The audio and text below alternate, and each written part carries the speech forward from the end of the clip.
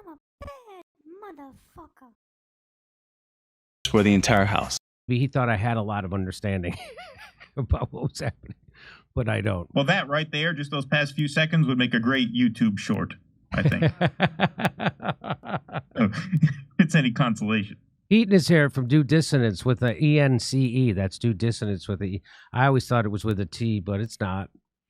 Yeah, no, it's ENCE. ENCE. Look at that. And their show just hit 50,000 subscribers, so fantastic. Thank you. Thank you. Congratulations. You know, it's all thanks to the Most High. As I say now, Christ is King.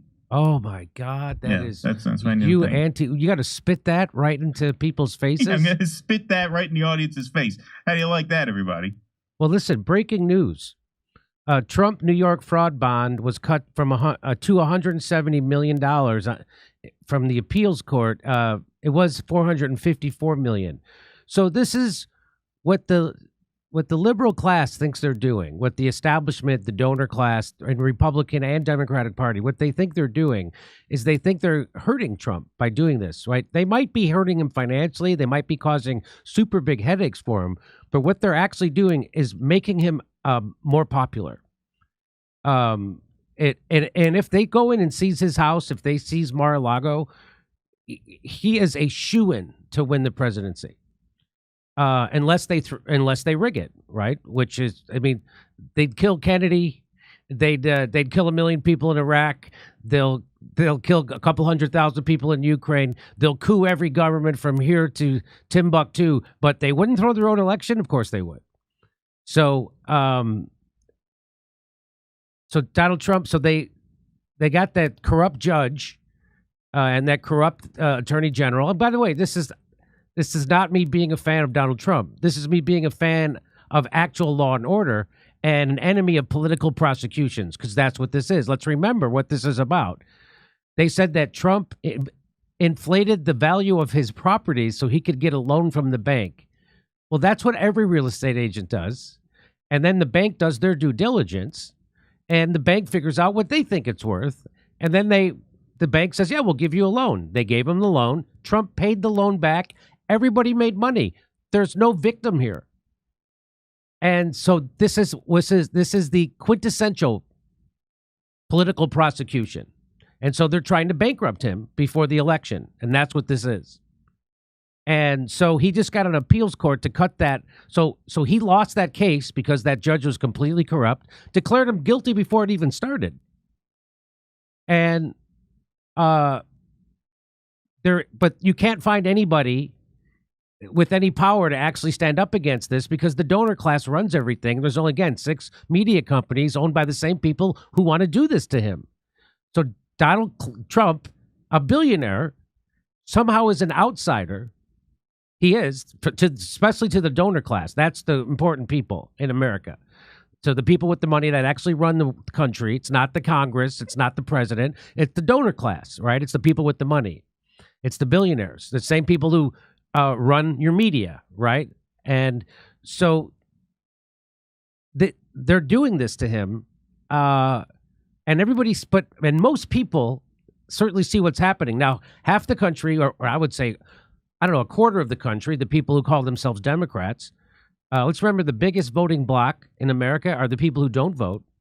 The second biggest voting bloc are people who consider themselves independents, and then much smaller blocks are the Democrats and Republicans. So keep that. About 25% of the country considers themselves a Democrat. About 25% of the country considers themselves a Republican.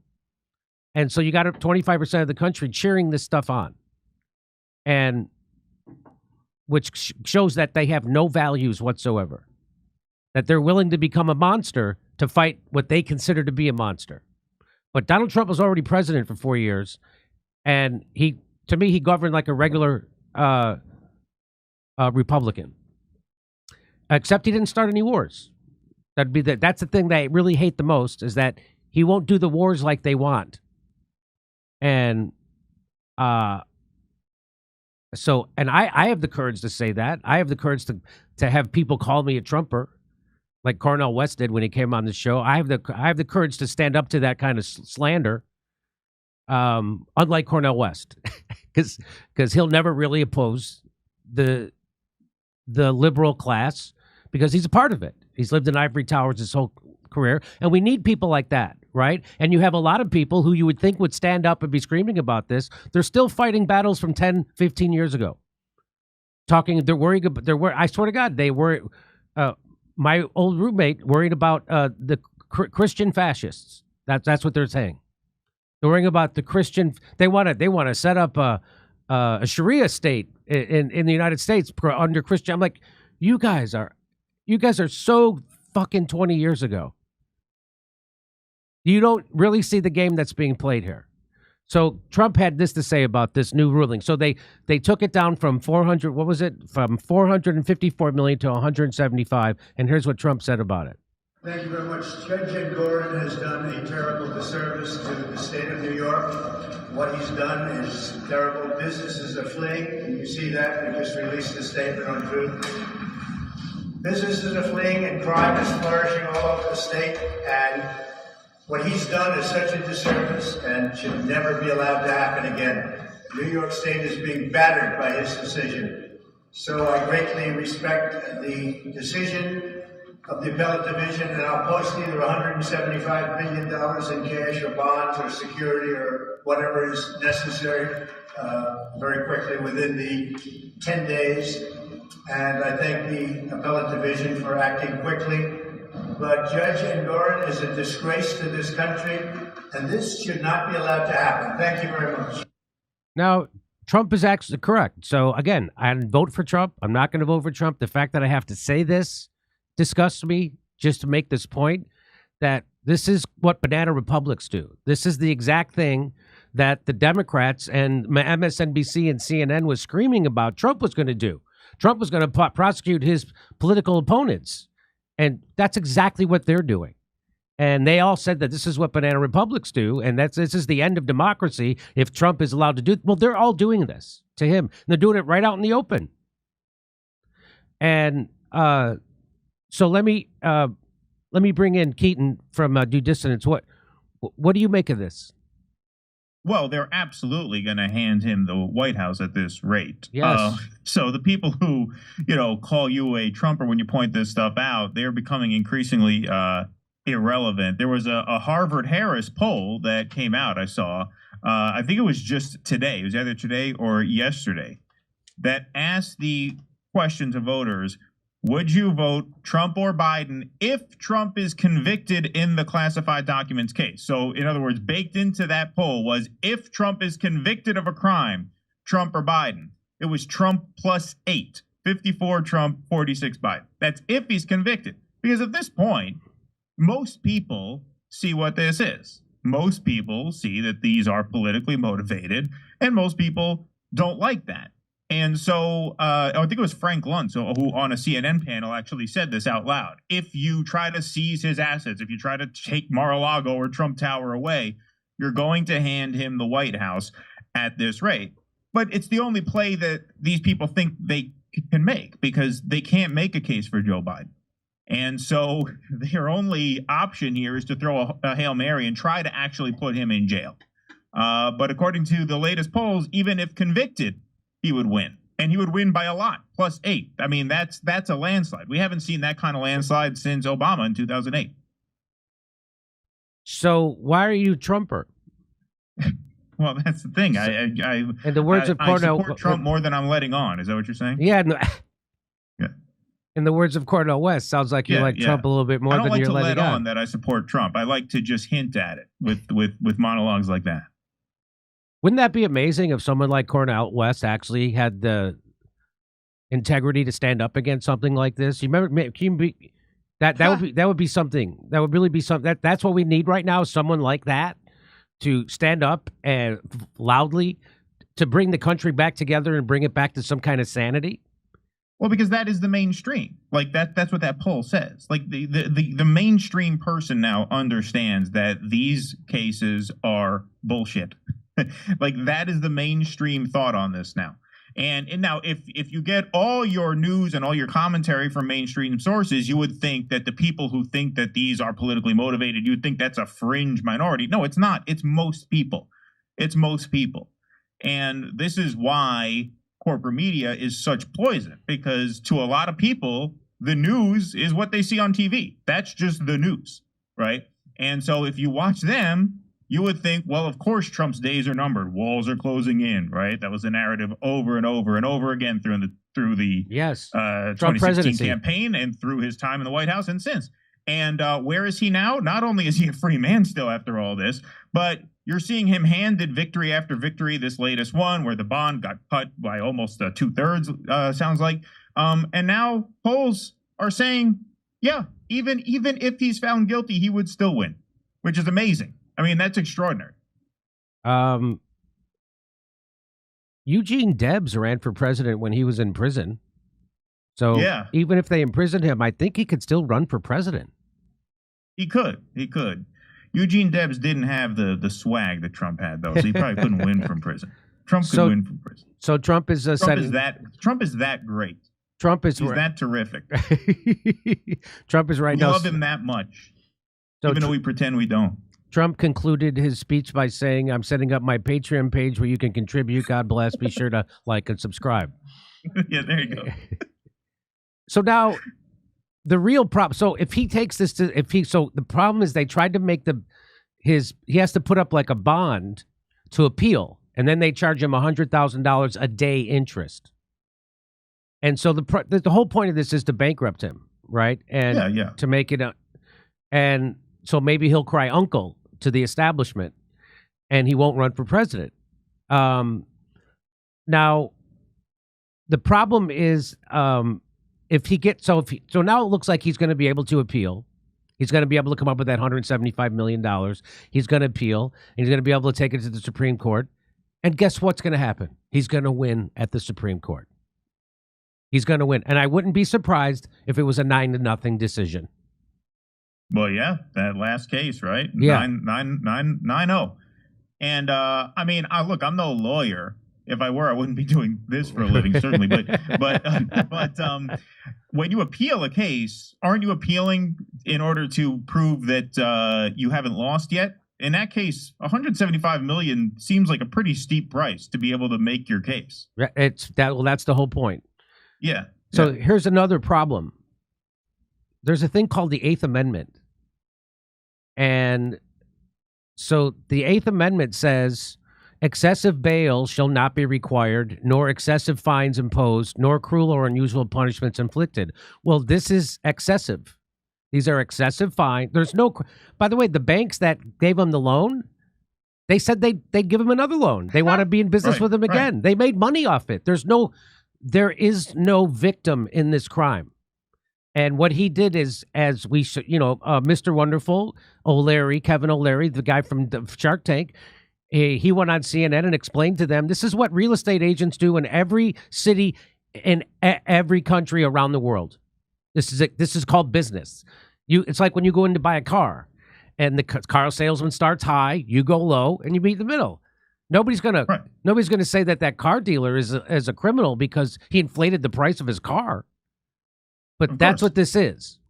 And so now Vivek Ramaswamy, rhymes with stomachache. Vivek is now standing up for the Eighth Amendment. Watch this. So Vivek he's got a good case to make. Watch this. The Letitia James crusade against Donald Trump is disgusting and is a threat to every American. When you have prosecutors who are elected to office on a promise of going after one particular individual as she campaigned on, then go on to keep a campaign promise using the legal system to do it, it's unjust. And this particular case reveals how ugly that is. In this case, you're talking about a crime for which there was literally no identifiable victim. The people who did business with Donald Trump weren't individual consumers. They were sophisticated financial institutions who made money from their dealings. And yet Letitia James is using a consumer protection statute to literally make up numbers and say, hey, you have hundreds of millions of dollars in penalties that you owe. You have bond to post by a particular date of an unreasonable magnitude that even no billionaire is regularly able to meet. And to say, if you don't do it, I'm going to start seizing your property. It's disgusting. It is a threat to not only private property, but threat to the justice system and to the rights of every American. But the good news is there is an argument to push back against this in short order. And that's the Eighth Amendment. The Eighth Amendment prevents the imposition of excessive bail or excessive fines. And if there's ever an example that meets that to a T, it's the bond that's been demanded of Donald Trump in this disgusting New York Letitia James-led prosecution. This is an opportunity for the Supreme Court to step in and say, no, we're not going to stand for this kind of lawfare. Whether it's against Donald Trump or a Democrat, it's wrong. We don't want to empower prosecutors to be able to use bond and bail or bonds as a way of effectively achieving a goal that they couldn't achieve through the front door, which is bankrupting an opponent, even stopping them from being able to appeal those decisions. That's un-American. It needs to end now, not just for the protection of Donald Trump, but for the protection of every American. And in this disaster, I at least see a silver lining of some hope that that's exactly what we'll get from the Supreme Court. It's not just the current justices, not even the conservative ones, that would necessarily agree with this principle. Ruth Bader Ginsburg was a staunch defender of this part of the Eighth Amendment as well. She's no longer with us, but the other justices are. And I hope this can be another 9-0 rebuke of the kind of lawfare that we're seeing against Donald Trump and indirectly against every American in this country today. And I think it could be the most important Eighth Amendment case of the 21st century. I hope they bring it, and I hope they succeed. So that's what could save. So it went down from $454 million to $175 million bond that Trump has to pay in order just to appeal this ruling by this obviously corrupt criminal judge and by this obviously corrupt and criminal attorney general. The criminals in this situation, in these prosecutions of Donald Trump, it's not Donald Trump. The criminal are the attorney generals. The criminals are the judges. Those are the Justice Department. Those are the criminals. As usual, just like when the FBI lied to the FISA court 17 times so they could tap Trump's phone. They lied to the FISA court 17 times. That's documented.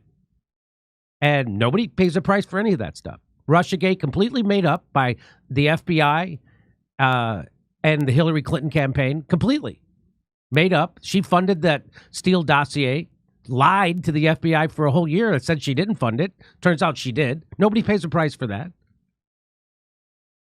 Hillary Clinton, I mean, the classified documents case, Hillary Clinton had so many classified documents on her private server, and over 100. And nobody did anything about it. Joe Biden's been carrying around classified documents, keeping them in his garage next to his Corvette. And why does, and he didn't have, and he took those classified documents when he was vice president. Trump took his classified documents when he's president, and he has, the only one has the ability to make them unclassified. So people see this now, but again, we need someone to stand up besides a jagoff comedian or a YouTuber. We need someone who has some gravitas to stand up and say something, you know. At long last, have you no dignity, sir? We need. Well, go ahead. No, you go ahead. No, I was just going to say, in their bubble, there's no price that they could conceive they might have to pay for this. I mean, the New York AG, James, she no doubt has it in her head that she's going to be, you know, the hero that locks Trump up and saves the election for the Democrats and saves democracy. And she's going to come out of this a superstar and she's going to be the next governor. The reality is the opposite. This is going to backfire. It's going to blow up in her face, and she's going to come out of this looking like a giant loser. Just like Fannie Willis. But they can't understand that. Just like Fannie Willis. Exactly. Who got exposed for being unbelievably corrupt. But somehow she's still allowed to prosecute Donald Trump. They just kicked off her boyfriend. So, and here's the proof. So do you know when Vivek Ramaswamy says that this is a political prosecution by an attorney general, just like when Donald Trump says that, the attorney general who's doing this to Trump is Letitia James. Now, I'm going to show you here where she's lying. Here's a video of her lying, saying that this isn't a political prosecution and that she didn't run on promising to prosecute Donald Trump. So let's watch that. So this is, if you need proof that Donald Trump's prosecution by Letitia James in New York is political, here it is. I'm going to give it to you. So here it is.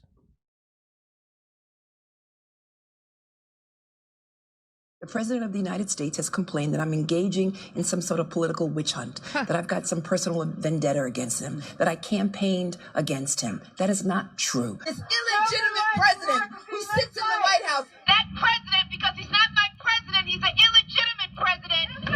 His days are numbered. His days are numbered. We've got to get ready to mobilize. Amazing. And we've got to get ready to agitate and irritate until victory is won, but more importantly, until Trump is defeated. We will all rise up and resist this man. And ultimately, we'll bring him down. This illegitimate president, I'm going to give you the same level of respect that you gave to President Obama, and that is absolutely no respect at all. Donald Trump has got to go. Hey, hey. Ho, ho. Donald Trump has got to go. Hey, hey. Ho, ho. And the days of Donald Trump are numbered. Lock him up. Lock him up. Lock him up. Lock him up. Lock him up. That is not true. So when she says that Donald Trump's lying about The her, President of the United States has complained that I'm engaging in some sort of political witch hunt, that I've got some personal vendetta against him, that I campaigned against him. That is not true. so that's a sociopath. Those are the kind of people who are drawn to politics. She's a sociopath. She's a sociopathic liar, and she's more corrupt than Trump. I just showed That's you. really incredible. That's- That's incredible. I've never seen that footage. I mean, you're the top prosecutor in New York State's outside with a bullhorn. Lock him up. Lock him up. I mean, Jesus Christ. Her- That's unbelievable. So, I can't believe that that video. Her political enemy, her number one political enemy, she's on a bullhorn screaming, "Lock him up." It's not just the number one political enemy. She's the top lawyer in the state. She's the prosecutor. She's supposed to be the people's prosecutor. And she You're out denied leading that. a rally. Lock him up. Lock him up. She denied Wow. that she campaigned on locking him up. That was her campaigning on locking him up. Wow. Here, I have one more. I have one more for you. We've got to stand up to bullies. We've got to stand up to an administration which is too male, too pale, and too stale.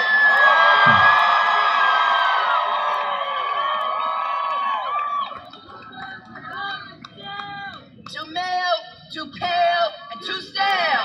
Too male, too pale, and too stale. By the way, Male, Pale, and Stale used to open for Belle Biv DeVoe back in the day. I don't know if you remember that. Now that's one of my favorite things because it combines sexism along with racism because that's what that is. Now there's Yeah. now I to me that looks like racist and it looks like sexist. So if you're denigrating someone because of their sex, because he's a male, and because of his color of his skin, that's the opposite of what Martin Luther King's dream was. Martin Luther King's dream was to judge a man by the content of his character, not by the color of his skin, and certainly not by the sex. But that's exactly, these people are regressing. These are not progressives. These people are, what did they used to call regressives? They've regressed all the way back to, I don't know I don't even know what words to put to this, but this is disgusting. Could you imagine if Donald Trump was on, or anybody, a white politician was on and saying, "Oh, she's too dark, she's too female, she's too stale, she's too dark." Can you imagine that saying that? We got to get rid of her. Why? She's too dark. She's too female. But you could say the other thing, and somehow that does that really bring people together? And she's standing there in front of three of the whitest motherfuckers in the world, saying, and they're all ha ha ha. Do you hate yourself that much? You hate yourself that much that you hate that you're white? Well, I don't even know what to say. This is the opposite of what political leaders should be doing. It's the opposite of bringing people together. It's you go ahead, Keaton. You jump in. Well, I don't think paleness is anything to be trivialized in that way. I'm too pale. I've always thought of myself as too pale. I got the lousy end of the gene pool there. I'm half Mediterranean, half Eastern European. I have the hairiness and sweatiness of the Mediterranean with the pale skin tone of the Eastern European. A lousy combination. Oh, well. But no, that is resistance liberalism in a nutshell. I mean, that brings me right back to 2017. That was the entire critique of Trump. Even when they had the tax march, which was, you would think a tax march would be against, rich people paying taxes. No, it was about Donald Trump having cheated on his taxes, right? And identity politics was obviously the core of that entire argument, of that entire movement. I imagine this must have been somewhere around that time because she's been attorney general for quite some time now. But that had to be, if I had to guess, 2017, 2018. It takes you right back. That is, and there's this, I stand with immigrant New York right behind. So this is, and now the black mayor of New York is saying we can't handle these immigrants.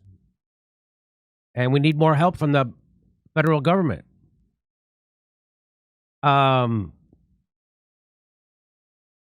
That kind of divisive language, that's all that is. That is appealing to the worst in people. That is what that is. That is not Martin Luther King Jr. That is not Martin Luther King Jr. That is the opposite of Martin Luther King Jr. And what has happened to the liberals in this country because of since 2016 is remarkable. They've become everything they claim to hate. They are now the worst version of themselves. They're racists. They're sexist. They embrace it. They embrace it. Well, they had to. I mean, they painted themselves into that corner very easily because they had to reject everything that Bernie ran on because they called Bernie a racist and a sexist. They said Bernie was, and so all they had to run on was identity politics after that because all the substance that could have existed in a Democratic Party policy set was filtered out when they got rid of him, when they smeared him and made sure that they kneecapped him. So at the DNC that year, all identity politics all the time. I tried to, and I made the case when I was a Bernie supporter back in 2015, 2016. And I'm like, if you're going to call Bernie Sanders a racist and a sexist, if you're going to call him a sexist, well, when you call Trump that, it's not going to land. Right. Because now it doesn't mean anything. And it doesn't now. Everything that the Democrats don't like is racist and sexist. Everything except Joe Biden when he's credibly accused of rape. Then he's not sexist and he's not racist, even though he voted against busing. He said he didn't want his kids growing up in a racial jungle, even though he brags about the crime bill, which is why black and brown people are locked up at way above their population. Not because of Donald Trump. Why do you think Donald Trump is now winning with Hispanics? Yeah. Why do you think more than almost 1 in 4 black voters say they're going to vote for Donald Trump? And they keep doing this stuff. They won't stop doing it. They're just running on racism and hatred. And you're exactly right. So they didn't have it. So once they got rid of Bernie Sanders' policies, which were super popular with Trump voters, a lot of those people who voted for Bernie Sanders went on to vote for Trump. Did you know that? Right. Yeah. No, they could no longer be for universal health care because they smeared that along with him. So that was out. So the only thing they had to run on was representation. And Trump represented, oddly enough, the exact opposite of that in their eyes. And that's what they ran against him on the whole time he was in office. And, now, to the extent that they're going to try and revive that, part of the reason why the bottom has fallen out for Biden, I mean, the Israel-Gaza thing has a lot to do with it because you can't run on a message of anti-racism when you are helping a white settler colonial state genocide indigenous brown people who have been locked in a pen for 75 years. So that just doesn't fly. That's a dog that won't hunt. But the other part of it is part of the reason why Trump's coalition has gotten more diverse is it's because it is more a coalition of working people. Working class people skew more diverse. Upper class people skew richer. And so as the Republican Party makes inroads with working people, they're going to make inroads with black and brown people. And the thing about working class people is they have real problems. And this kind of rhetoric does not appeal to people with real problems because this kind of rhetoric solves no problems. It is just guilt management for neurotic white metropolitan libs. Do you think Christian? So what we need is people to do what Christian Smalls did, the guy who organized the first Amazon labor union on Staten Island. And who did he do it with? He did it with Trump voters. Yes. You think he led with racism and sexism and trans rights, or do you think he led with, hey, let's all get together on a class basis? We're all the same class. We all have the same interests. And so if we can get better working conditions and if we can get better wages, that helps everybody. It helps white people, black people, brown people. It helps LGBTQ people. It helps trans people. It helps everybody. That's the message you have to have. And that's not what the Democrats are doing. They'll never do it. It's over. Anyway, all right. So we're going to go to Rumble right now. So what we're going to do is we're going to just stick around for 2 minutes for me to read some stuff as people are shifting over to Rumble. So Steph's going to read your super chats as other people get ready to go over to Rumble.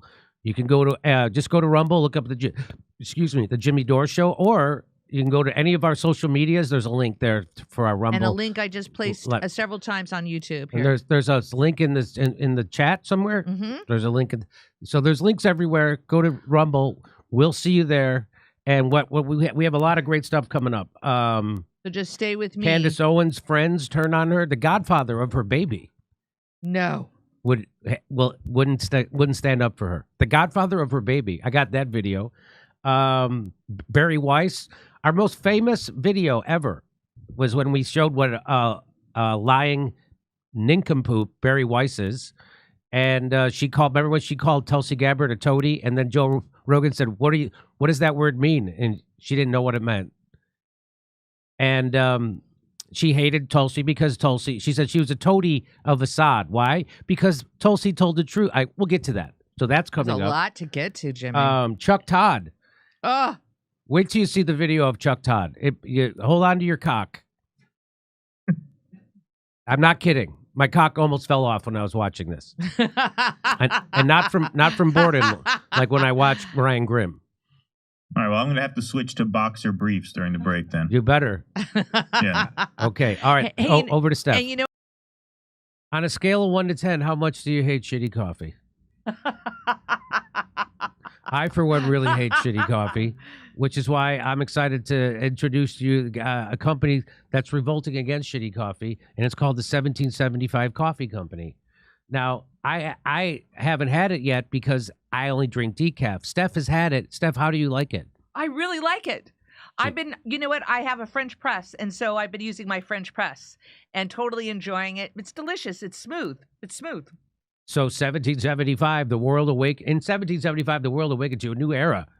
And now it's 1775 Coffee Company is bringing you a coffee that embodies that revolutionary spirit. Crafted with passion and precision, our beans are ethically and exclusively sourced from the finest coffee beans farms of Bolivia. Didn't know that. 1775 Coffee Company's farm-to-cup journey ensures the highest quality of authenticity and sustainability from start to finish. With each sip, your palate will recognize and appreciate the dedication and passion that goes into crafting this single-sourced brew.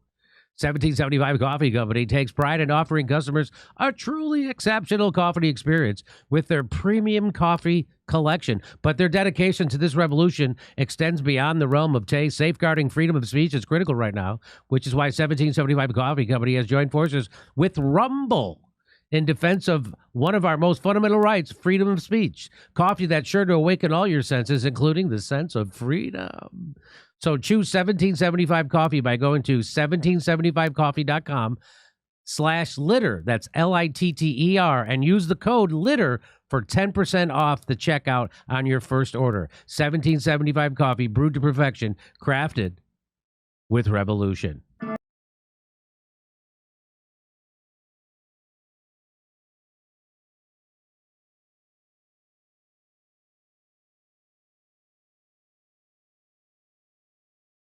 Hey, thanks for checking out our YouTube channel. Subscribe by clicking on that button down there for more AM Joy.